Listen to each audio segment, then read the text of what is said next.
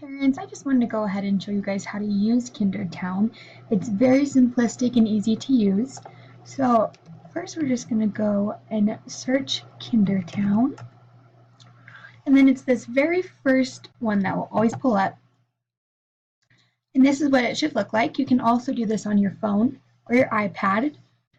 So over here, it will give all the ages and list them. So let's say our child is 5 years old. We're downloading this on our iPad. And then KinderTown, the nice thing about it is it has free apps, but then it also has some that you can pay for. So we'll go ahead and just do all so you guys can see all of the different apps. So over here we can see that we have math, spelling, language, art, science, social studies. And then if you ever wanted to change the device you were on, so if you wanted to change it to iPhone, you could go ahead and just do that from this setting. But as you can see, we'll go to math.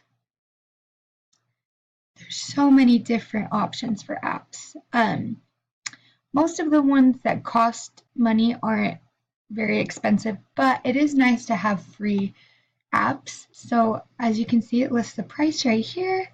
And then if we wanted to go ahead and just do free instead, there's obviously going to be less options, but there's still a lot.